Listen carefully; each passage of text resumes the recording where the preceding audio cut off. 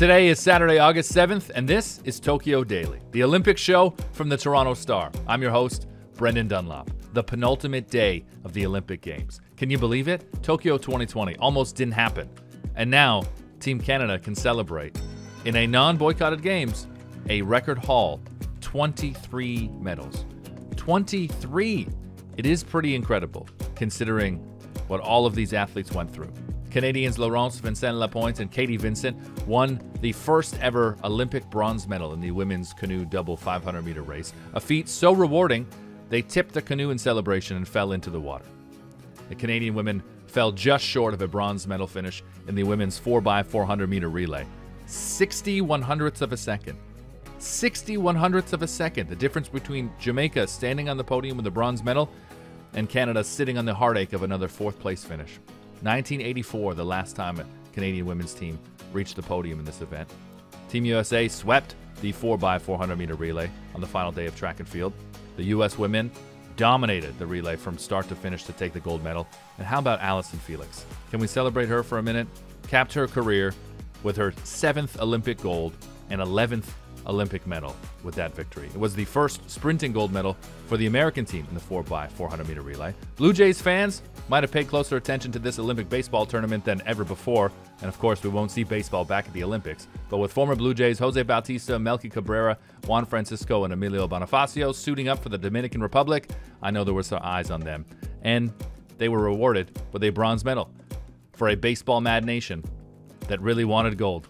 But a 10-6 win over Korea sees those former Blue Jays bring home a medal. The Canadian women's soccer team, that triumph yesterday, not the only big gold medal game on Friday. In men's basketball, the Dream Team met France in the gold medal game. Yes, France, the team that beat the Americans in the opening game of this Olympic tournament and sent us down a whole spiral of doubt and confusion about Greg Popovich's team.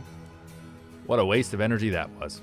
Yeah, it was close. In fact, it was the smallest margin of victory for Team USA since they started sending NBA players to the games in 1992. Team USA holding off the French to win 87-82 and win their 4th straight Olympic gold medal in men's basketball. Very happy once again to talk with Mr. Basketball at the Toronto Star, Doug Smith. Doug, how you doing? I'm good, Brandon. I'm a little bit tired, and I'm glad these Olympics are almost over. Well, you're not in your basement like I am. You're out there in the backyard at least. You can see the sun, and I'm looking forward to getting some fresh air too. I was very much looking forward to this basketball conversation with you. I loved our talk last time. And now we're talking about the Americans as gold medal champions. And to think there was any doubt.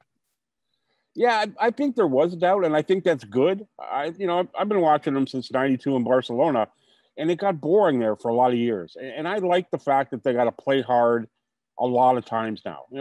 Back then it was, could a team press them for 15 minutes or could keep them in a game for 20 minutes?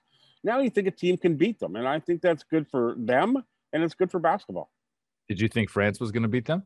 I thought France had a legitimate shot, and even with 10 seconds to go, they had a shot. I think that's the thing, that there are more teams capable of pushing the Americans right to the brink, and on the odd occasion winning. I thought France were probably the best defensive team in the tournament. I thought they had a shot to win for sure.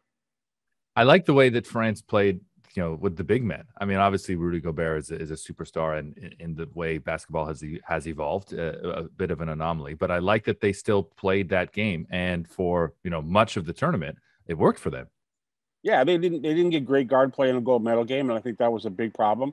But Gobert was outstanding. Yabusele, the kid who used to play the Celtics, was really good. Their wings, Batum and Fournier, are good.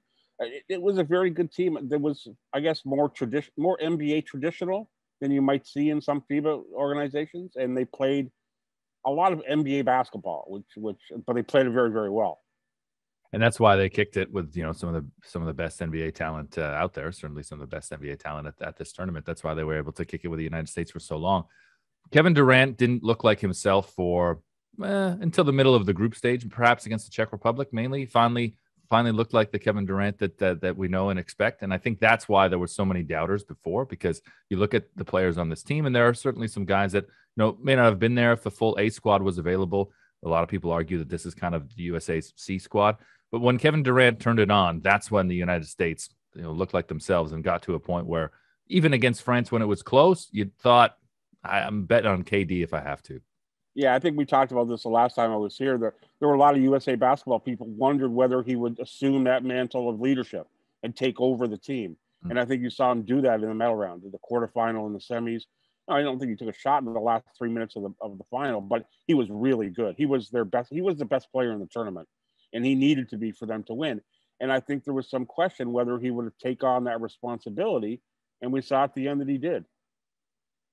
Do you think coming into a new season there'll be a lot of pressure for him in Brooklyn? Do you think that this will fuel him further, or do you think that maybe he'll be tired from having exhausted himself out there in Tokyo?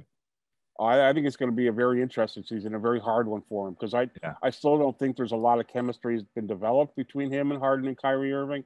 I think Durant's going to sign a $120 or $200 million contract extension this weekend. The other guys are going to get theirs. There's going to be a lot of marks on that team, and coming off a long season that was compacted, that ended poorly, playing in the Olympics, I think a slow start in Brooklyn would not be out of the realm of possibility.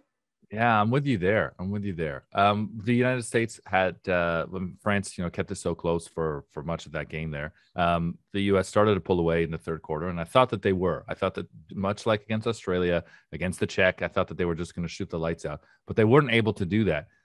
Do you think that? I mean, the way Greg Popovich has been criticized with this program, where do you think this program goes from here? Because today they can celebrate 4 straight gold medals, but we're going to have to see changes come Paris, right? Yeah, I think they're going to have to go back, probably not to where they were when Jerry Colangelo took over in 2008, where they got to get a pool that stays together for 8 or 10 years, or even 6 or 8 years. But I do think they need a longer preparation time than they have had this year.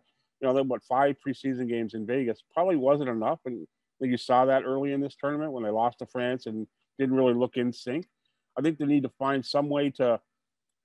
It's hard to ask players to commit for longer than they did this year, but France is not Tokyo, and you're not going halfway around the world. You're just going on a 5-hour road trip. So maybe there's something they can do to play 3 or 4 more games. Maybe they stop somewhere in Europe before they get to Paris and get that cohesion that I think it took a little while, longer than most people thought, to develop this time.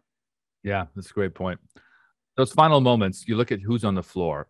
There was a lot of talent on that U.S. team. Draymond Green had to be on the floor for the final minutes. All this guy does is win championships, right? Yeah, he's a basketball savant. He's just a very, very smart player. He doesn't always look the best out there, and he's not a great offensive player.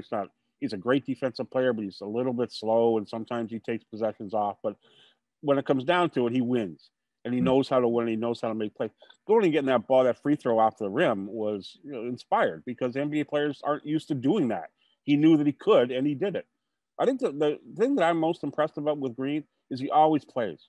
This is his 3rd Olympics. He shows up every summer that he can and plays. And you look around his contemporaries in the NBA, you don't see that.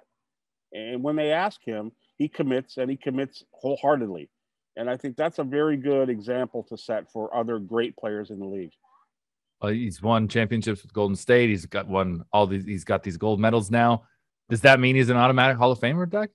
Oh, I probably will. He probably was a Hall of Famer before today, but yeah, he's going in for sure. Just not so much, not only the championships, it's the way he sort of didn't revolutionize, but changed the way, he's a point forward. He's a point center. We haven't seen that before. And he kind of changed the way the game is played a little bit. Oh yeah, he's a first ballot Hall of Famer for sure if I'm voting. Were there any other guys on this U.S. team that really stood out and surprised you? I thought the way Drew Holiday played was amazing. I mean, having just come off of the title, but also a guy who elevated his game to being in that star class on an all-star team, and to be one of the standouts, I thought was very impressive. Yeah, we knew he could be a great defender, and he was. And to do it after the grind of winning an NBA championship, we were around it in 2019 with the Raptors. We know how exhausting that is, how tiring, how physically demanding it is. And to do that and get on a plane 36 hours later and fly to Tokyo and play in the Olympics and play at that level, that's to me astounding. And of the 3 guys who went from Phoenix and Milwaukee, he was the most impactful. So he absolutely, in the eyes, I think, even of hard basketball fans, he elevated his reputation around the game. Yeah, I think so too. I think Canada Soccer really elevated their reputation around the world, certainly, with that gold medal win yesterday. That was exhausting. Yeah, what did you think of that? I loved it. It was physically tiring watching it in my living room, but It was great. I mentioned earlier, I was at the game in London Olympics in 2012 when Diana Matheson scored to beat France to win the bronze medal.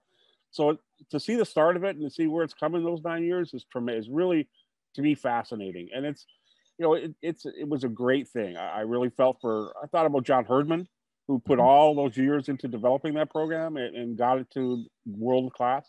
Of course, Christine Sinclair was, is epic.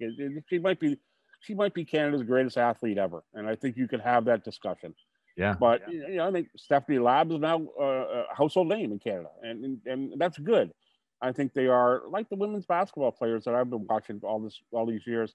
They're great role models for young girls, and I think we need them. I think the country needs them, and I think young girls need them, and I think they've shown them not the way they play and win, but the way they handle themselves, and the way they've handled themselves since 2012 has been fascinating and great to see. And like I think someone made a point yesterday, there would have been an 11-year-old kid watching that 2012 team who could have played this yesterday, and that's pretty fascinating.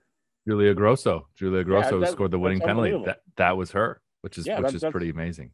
It is. It shows you that teams and programs in Canada and around the world need to build some sort of continuity. You need the same players coming back year after year after year after year, because it flows. It flows from one generation to the next, and there's a transfer of power and play and style and an evolution that's really important to sports. Very well said. I'm glad I got a little soccer talk in here with you as well. Of course. And anything else from the Olympics that you were excited about or that caught your eye? I mean, it's crazy to me that here we are at the end. It's the final weekend of the Olympic Games. It really did fly by, and Canadians were incredible. For me, the fact that they eclipsed the Rio medal haul in these games is really unbelievable, and a testament to all these world-class athletes. I think Evan Dunphy is a great story of redemption after what happened in Rio, and the way he sprinted to win a race after 50 kilometers was fascinating. And we talked about this the last time. The Olympics are saved by the Olympians, and it's all about the athletes. And the IOC is evil. FIFA and the NCAA are the three bad things in the world of sports. But the athletes at the Olympics and the competition always saves the games. And we saw it here in Canada. We saw it around the world. I love the Olympics. I hate the Olympic movement, but I love the Olympics. And I'm glad Canada had such a big one, because I think it opened a lot of eyes. Well, I love that I had this show, Doug, and that we were able to talk. And I hope that in the future we'll be able to have some more conversations. Thanks very much, Doug. All right. Talk to you later on, Brendan. Take care. Of course, the conversation comes back to soccer. It always does with me. Talked a lot on yesterday's show with Laura Armstrong about how important that win was for the sport. That gold medal win for the women's soccer team. It really was hard to put into words. And Christine Sinclair, what she means to this country, also very difficult to put into words. Bruce Arthur was at that gold medal game in Yokohama. That's the front page story in Saturday's Toronto Star. He's got a brand new article that just went up on thestar.com. You should check it out. The headline is, "Let Christine Sinclair walk away from the game on her own terms, not when you want to let her go." We will have to let these games go. The Olympic flame will go out Sunday morning for us. So today and overnight, you can watch some cycling. Water polo ends tonight. The women's gold medal basketball game sees the United States take on Japan. The Americans are looking to win their 7th straight gold medal. It's Japan's first shot at gold. This was my first shot at an Olympic show. This is the second last one. Do catch Tokyo Daily tomorrow when I put a bow on this whole thing. Hope you enjoyed this show. I've enjoyed talking to you. I'll talk to you again one last time tomorrow.